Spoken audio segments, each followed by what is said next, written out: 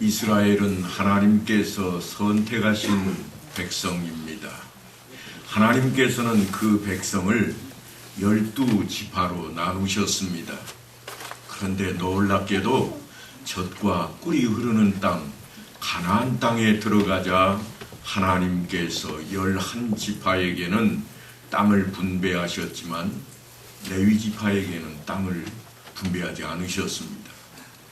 당시의 땅은 목숨만큼이나 아주 중요한 것이었습니다. 본래 이스라엘 백성들은 유목 생활을 하던 민족입니다. 더군다나 400년이 넘게 애굽 땅에서 종살이를 하다가 이제 풀려났으니 그들이 정착하는 땅에 도착하자마자 땅을 가진다고 하는 것은 그 무엇과도 바꿀 수 없는 아주 소중한 것입니다. 마치 집도 없이 떠돌다가 간신히 남의 집 머슴이 되어 머슴살이를 하던 사람이 드디어 자기 이름으로 된 땅 문서를 하나 차지한 것과 버금갈 것입니다. 그렇게 기쁨과 견줄만한 그 땅의 이야기가 오늘 성경에 기록이 되고 있는데, 그런 땅을 레위 지파는 분배를 받지 못했습니다. 다만 성전을 관리하는 막중한 책임을 떠안게 됩니다. 그래서 그들에게는 그것이 불평과 불만이기도 했습니다. 하지만 하나님께서는 수많은 나라와 민족들 가운데 하나님의 백성이요 제사장 나라로 사실 이스라엘을 온전히 택하셨습니다. 그리고 그 가운데 레위 지파를 택하셔서 하나님 앞에 제사장으로 세우신 겁니다. 그래서 이 제사장은 이스라엘을 대신해서 하나님 앞에 서며 또한 하나님 앞에 예배 드리는 자로 백성들 가운데 가장 존귀한 그러한 존재였습니다.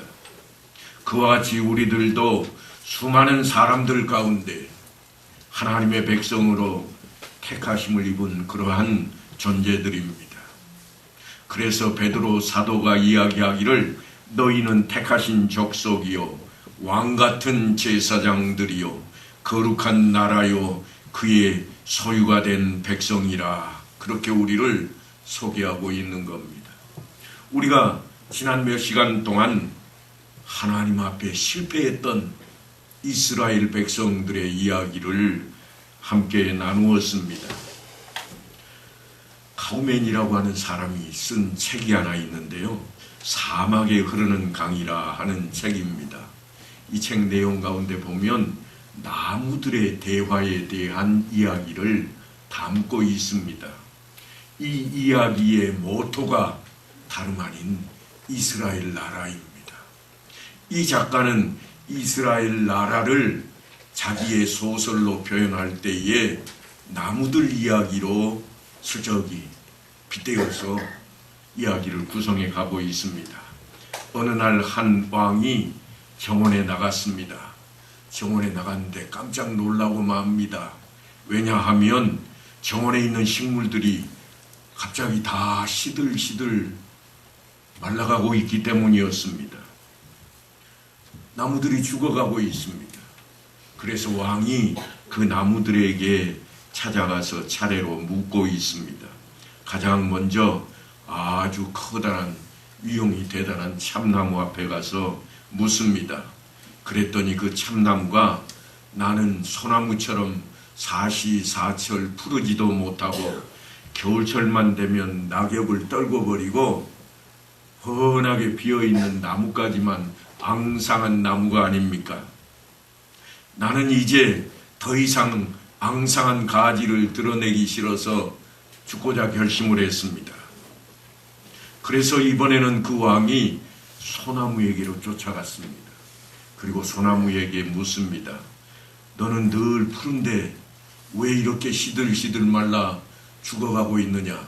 그랬더니 소나무가 하는 말이 나는 포도나무처럼 맛있는 열매를 맺지도 못하는데요 뭐.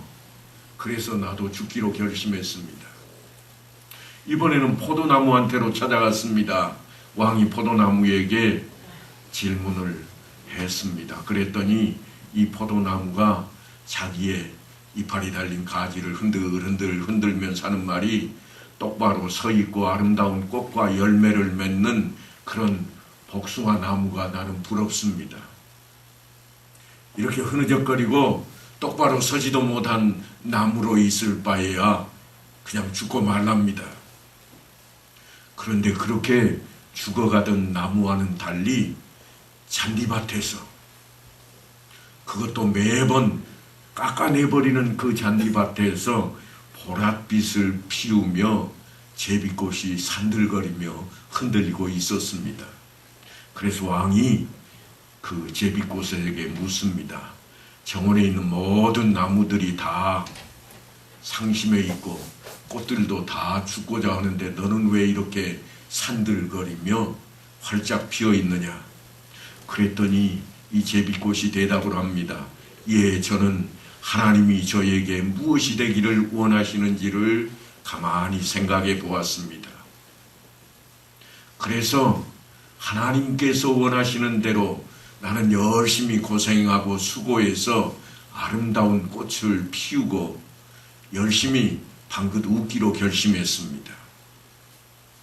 아무것도 아닌 이야기 같지만 이 이야기는 이스라엘 백성들이 애굽 땅에서 종살이 하다가 이제 젖과 꿀이 흐르는 땅을 하나님께서 허락하심으로 종의 신분에서 자유인이 되어서 떠나왔음에도 불구하고 불평과 불만으로 가득 채워졌던 이야기를 한 소설가가 나무 이야기로 빗대어서 하고 있는 그런 모습입니다. 그러니까 주어진 것보다 갖지 못한 것을 불평하고 한탄하며 시들어가고 있지는 않는지 우리 자신들을 이 시간 한번 들여다봐야 되겠습니다. 하나님께서는 분명히 모든 사람들에게 각자마다 은사를 다 허락하셨습니다. 물론 동일하지 않습니다. 모두가 다 제각기 다릅니다. 어떤 사람은 지식이 있는 모습으로, 어떤 사람은 환하게 웃는 모습으로, 어떤 사람은 누구하고 만나도 이야기를 잘 펼쳐갈 수 있는 사람으로 제가끔 다 다른 모습으로 그렇게 우리를 하나님께서 지으시고 은사를 허락하셨습니다. 그런 개인의 차이를 불공평한 처사라고 생각해서는 결코 안 될 것입니다. 오히려 하나님 앞에 택하심을 입은 자로서 하나님의 자녀답게 마치 제비꽃이 꽃을 피우기 위해 자기가 서 있어서는 안 될 땅인 잔디밭에 있으면서조차도 매번 잘려나가고 없어지는 그 땅에서조차도 꽃을 피우고자 열심을 낸 것처럼 최선을 다한다면 그것이 우리에게 복된 길로 인도하게 될 것입니다. 이제 하나님께서 왜 레위지파에게는 땅을 분배하지 않으셨는지 그 속내를 한번 살펴봐야 되겠습니다. 하나님께서 이스라엘의 모든 지파 가운데 오직 아론과 레위 지파와만 맺은 특별한 언약이 하나 있습니다. 그것을 흔히 소금 언약이라 그럽니다. 소금은 영원히 변하지 않는 물질로 이 언약을 통해서 하나님과의 언약이 변하지 아니할 것을 강조하고 있는 부분입니다. 그런데 예수님께서 하신 말씀이 있습니다. 소금이 제 맛을 잃으면 땅에 버려져 밟힐 뿐이라. 그러니까 하나님과의 언약이라고 해도 영원한 언약인데도 불구하고 그 언약 안에 바르게 있지 못하면 어찌 될 것인지를 생각하면서 오늘 본문의 말씀을 우리가 대해야만 합니다. 아론과 레위 지파를 특별하게 하나님께서 생각하셨습니다. 그래서 땅은 분배해 주시지 않았지만 다른 특권들을 그들에게 허락하십니다. 첫 번째로는 하나님을 기업으로 받게 되었습니다. 너는 이스라엘 자손의 땅에 기업도 없겠고 그들 중에 아무 분깃도 없을 것이나 내가 이스라엘 자손 중에 내 분깃이요 내 기업이니라. 하나님께서 친히 함께 하시는 특권이 아론과 레위 지파에게 있다고 그러십니다. 우리 손에 쥔 것이 없는데 우리는 늘 외칩니다. 나는 하나님의 백성이요 하나님의 자녀입니다. 오늘 레위 지파처럼 하나님께서 우리에게 손에 쥐어진 것이 없습니다. 그런데 하나님께서는 우리를 향해서 내가 너에게 축복하노라, 너에게 복을 주겠다고 늘 약속하고 있습니다. 하나님을 무엇과 비교할 수 있을까요? 모든 것이 하나님께로부터 세상에 왔습니다. 모든 것이 다 하나님의 것입니다. 그런 전지전능하신 하나님께서 자신을 레위 지파에 내놓으셨다. 내가 너희의 분깃이라, 내가 너희의 유산이다. 그렇게 말씀을 합니다. 땅을 주지 않았습니다. 우리 눈에 보이고 손에 쥘 수 있는 것을 결코 레위 지파에게 주지 않으셨습니다. 그리고 하시는 말씀이 하나님께 예배드리는 일, 또한 백성들을 가르치는 일, 그것은 너희가 해야 할 일이라 늘 말씀을 하십니다. 그러니까 레위 지파는 눈에 보이는 땅의 것에 의존하는 것이 아니라 눈에 보이지 않는 오직 하나님을 의지하고 살아가야 할 그러한 지파가 된 것입니다. 잘 나가던 다윗 왕이 어느 날 자신의 군대와 백성들을 계수할 마음이 생겼습니다. 그래서 부하들에게 명령합니다. 너희는 백성들을 계수하라. 그 일로 인해서 다윗은 하나님으로부터 큰 벌을 받게 되었습니다. 3일 동안 전염병이 돌아서 백성들 7만 명이 순식간에 죽어버리고 말았습니다. 성경이 그 일을 이렇게 보고합니다. 사탄이 일어나 이스라엘을 대적하고 다윗을 충동하여 이스라엘을 계수하게 하니라. 계수한다고 하는 것, 다시 말해서 백성들의 숫자를 헤아린다고 하는 것은 어찌 보면 하나님의 일처럼 보여집니다. 왜인가 하면 우리가 오늘 대하고 있는 본문이 제목이 민수기입니다. 백성들의 수를 헤아리는 그러한 이야기로 채워져 있기 때문입니다. 그런데 민수기를 시작할 때에도 끝날 때에도 하나님께서 명령하셔서 백성들을 계수하고 있습니다. 똑같은 백성을 계수하는 일인데 다윗이 하나님께로부터 택하심을 받은 왕이었는데 그가 백성을 계수했더니 하나님께서 그를 저주하시고 징벌을 가하고 있습니다.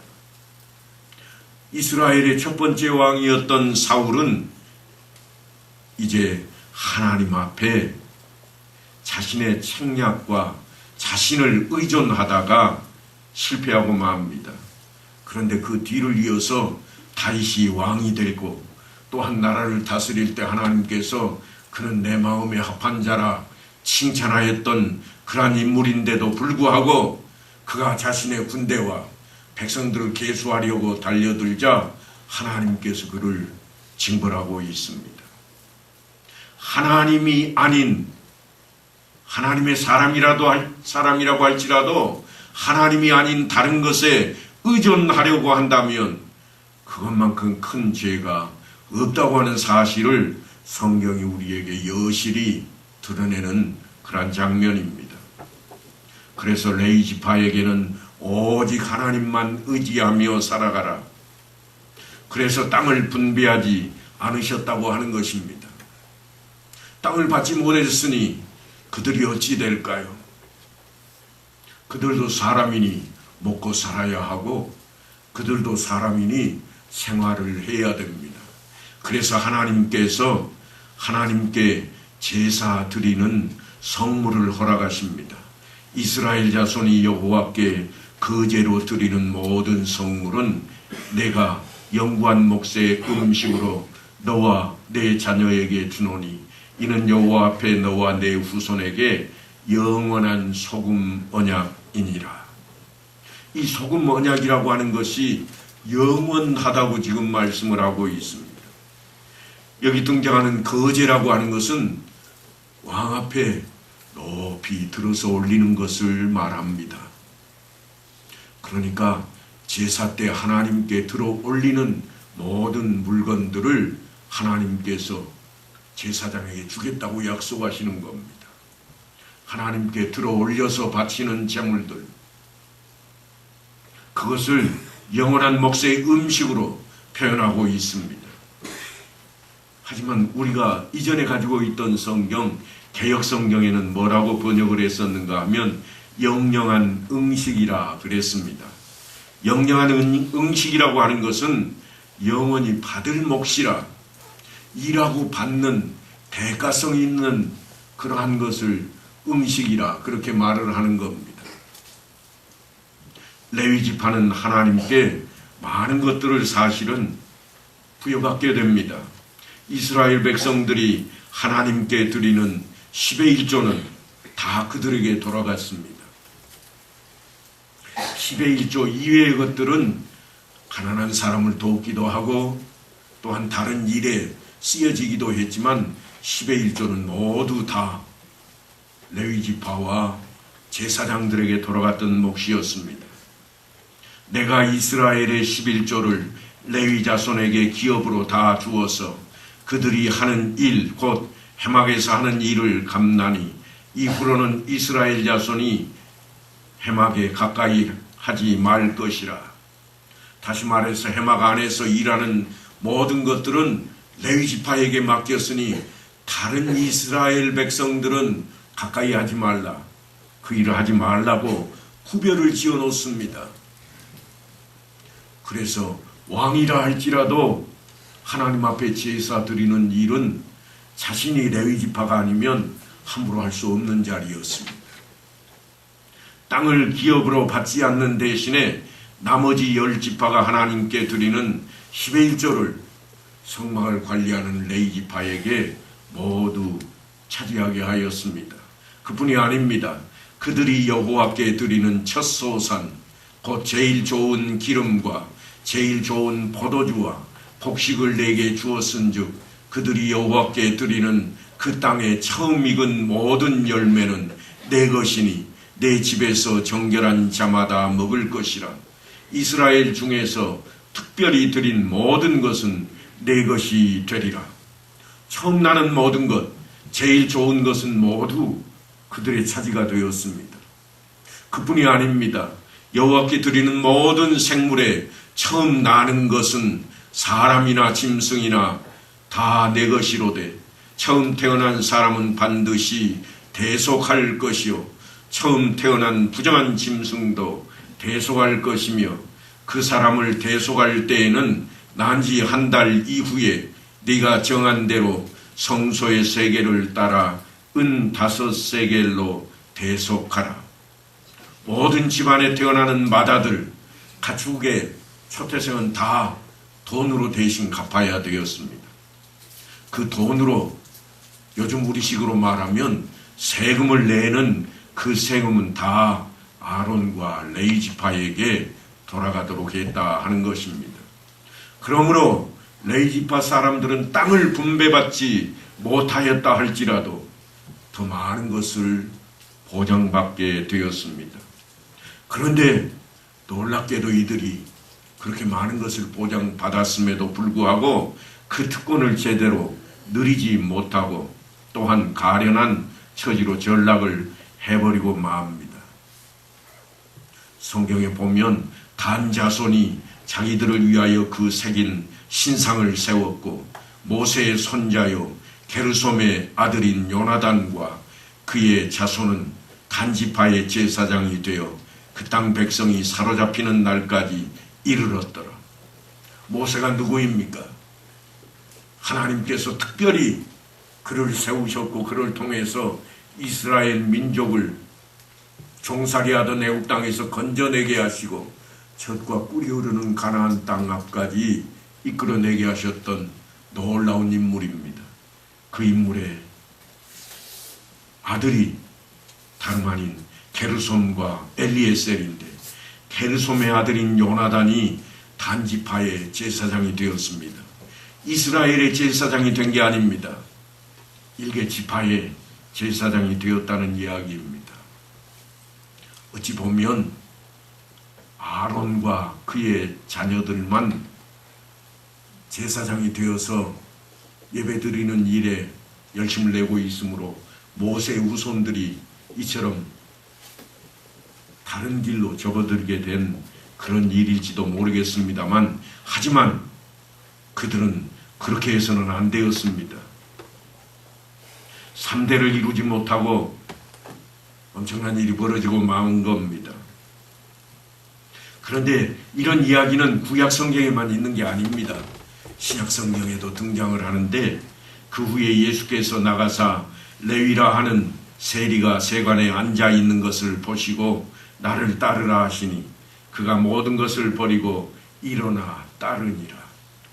레위라고 하는 이 이름은 레위 지파만 사용할 수 있는 이름입니다. 그 당시에 세리는 아주 천대받는 사람이었습니다. 매국노라고 불릴 정도의 사람인데, 길거리의 창기만큼이나 이스라엘 민족들이 그렇게 천하게 여기는 존재였는데, 모든 사람들의 손가락질을 받는 그 일을 레위 지파의 레이라고 이름하는 마태가 수행을 하고 있습니다. 제사장 집안의 아들이 왜 이런 일을 하고 있을까요? 누가 잘못하고 있는 걸까요? 제사장과 레위 지파를 잘못 섬긴 백성들의 책임일까요? 아니면 하나님께서 이스라엘의 지도자로 세웠던 제사장과 레위 지파가 백성들을 바르게 가르치지 못한 그러한 까닭일까요? 그들은 오직 하나님의 제사장이요, 하나님 앞에 그 책임을 온전히 감당했어야 할 것인데 그들이 온전히 행하지 못하고 있습니다. 하나님께서 그들에게 허락하신 소금 언약을 그들은 온전히 지키지 못했습니다. 그들에게 주어진 특권은 또 다른 것이 있습니다. 그것은 뭔가 하면 성막을 관리하는 일을 맡는 것이었습니다. 레위인은 회막에서 봉사하며 자기들의 죄를 담당할 것이요, 이스라엘 자손 중에는 기업이 없을 것이니 이는 너희 대대의 영원한 율례라. 9일 다윗은 시편을 통해서 이렇게 고백을 합니다. 아주 유명한 이야기입니다. 주의 궁전에서의 한 날이 다른 곳에서의 첫날보다 나은즉 악인의 장막에 사는 것보다 내 하나님의 성전 문지기로 있는 것이 좋사오니 여호와 하나님은 해요 방패이시라. 여호와께서 은혜와 영화를 주시며 정직하게 행하는 자에게 좋은 것을 아끼지 아니하실 것임이니이다. 만군의 여호와여, 주께 의지하는 자는 복이 있나이다.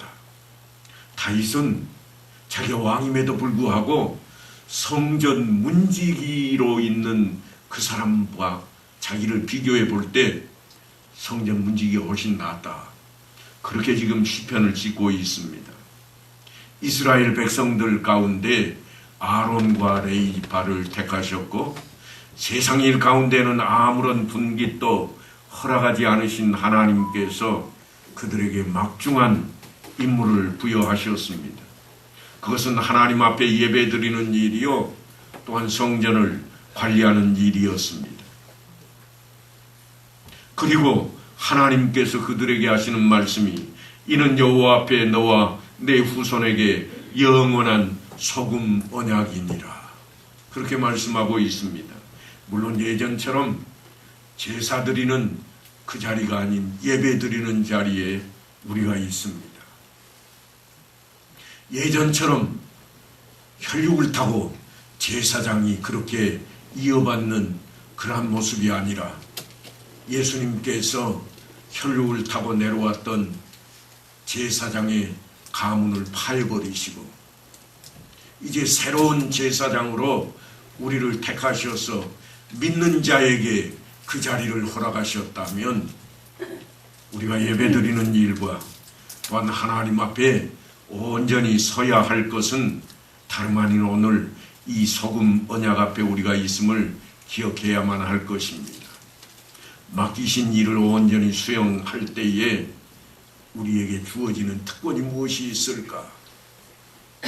그것은 이 땅에 우리 눈에 보이는, 또한 우리 손에 쥘 수 있는 그런 것들이 결코 아니었던 것을 우리는 생각해야 됩니다. 동일한 소금 언약이 신약 성경에도 놀랍게도 동일한 모습으로 기록이 되어 있습니다. 우리가 잘 아는 말씀입니다. 너희는 먼저 그의 나라와 그의 의를 구하라.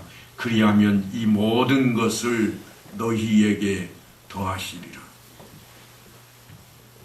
하지만 이스라엘은 제사장 나라로서 그 직무를 제대로 감당하지 못했습니다. 그들은 왜곡된 선민의식, 그릇된 기복신앙으로 제사장 나라에서 해임되어 버리고 말았습니다. 급기야 하나님께서는 새 예루살렘인 그리스도인들, 그들을 제사장 나라로 택하셨다고 선포하게 만드십니다. 우리가 지금 그 자리에 서 있습니다. 너희는 택하신 족속이요 왕같은 제사장들이요 거룩한 나라요 그의 소유가 된 백성이라. 베드로 사도가 믿는 자들, 우리를 향해 외치는 말씀입니다. 그렇게 우리를 택하셨고 제사장으로 삼으신 이유가 뭔가? 그것은 먼저 하나님 나라를 우리로 구하게 하는 것입니다. 여기서 말하는 구한다고 하는 것은 하나님 나라를 향한다고 하는 이야기입니다.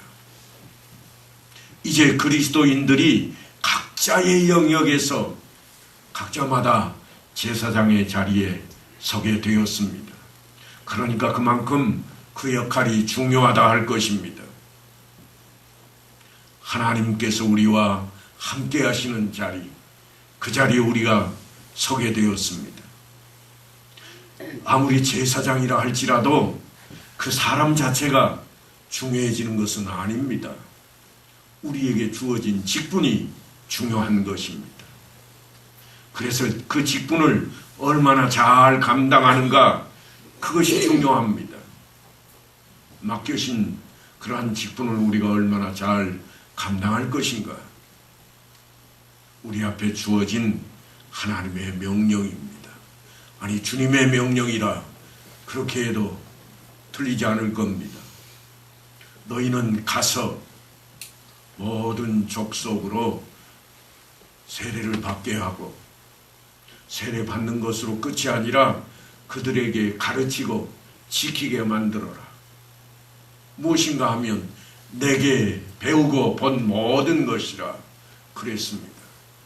세례를 베푼다고 하는 것은 예수를 믿는 믿음의 자리, 그 자리에 하나가 되게 하는 것입니다. 하나가 된 그 자리는 요즘 우리식으로 표현하면 교회라고 하는 공동체입니다. 교회는 예수 그리스도를 나의 구주로 믿는 자들의 모이는 공동체입니다. 그러니까 이 공동체 안에서 하나님의 일을 행해야 되겠다고 하는 것입니다. 그게 우리에게 주어진 직분입니다. 교회 안에서 행하는 일들이 무엇이 있을까요? 가장 먼저는 하나님 앞에 예배드리는 일입니다. 그것보다 다른 것이 우선시 될 수가 없습니다. 교단마다 조금 다르기는 하지만 그것 때문에 사람을 위한 어떤 행사라도 주일에는 하지 말 것을 우리 교단은 요구하고 있고 지금까지도 지켜오고 있습니다. 오직 하나님께만 영광 돌리는 날로 하나님 앞에만 예배 드리는 자리로 나아가게 요구하고 있다고 하는 것입니다. 그게 우리에게 주어진 직무입니다. 그러니까 예배 드리는 일을 우리는 소홀히 할 수가 없습니다. 그 앞에 우리가 있습니다. 예배 드리는 그 안에는 물론 여러 가지 것들이 다 포함이 되어 있을 것입니다. 형식적인 것도 있고 또한 형식을 벗어난 것들도 있을 것입니다. 그러나 이 예배는 때로는 삶이라 그렇게도 표현을 합니다. 왜 삶이라고 표현하는가? 하나님과 함께 하기 때문입니다. 하나님을 떠나 있는 시간이 아니라 하나님과 함께 하는 시간이 우리의 삶이라. 그래서 우리는 흔히 신앙이라, 그래서 그것을 신앙생활이라, 믿음생활이라 그렇게 표현하기도 합니다. 그러니까 그 시간도 우리에게는 여전히 중요합니다. 하나님과 함께하는 시간이니까요. 그래서 주일 말고 다른 날은 아무렇게나 살아도 되는가? 그렇지 않다고 하는 겁니다. 물론 주일을 구별해서 오직 하나님께만 영광을 돌렸다면 다른 6날은 땀 흘려 일하고 수고하며 하나님 안에서 함께 살아가는 날로 우리가 지켜야만 할 것입니다. 그래서 먼저 그의 나라와 그의 의를 구하는 자리로 나아감으로써 하나님께서 우리에게 허락하신 모든 복, 특별히 소금 언약에 허락된 모든 복을 받아 누리는 그런 성도들 다 되시기를 간절히 축원합니다.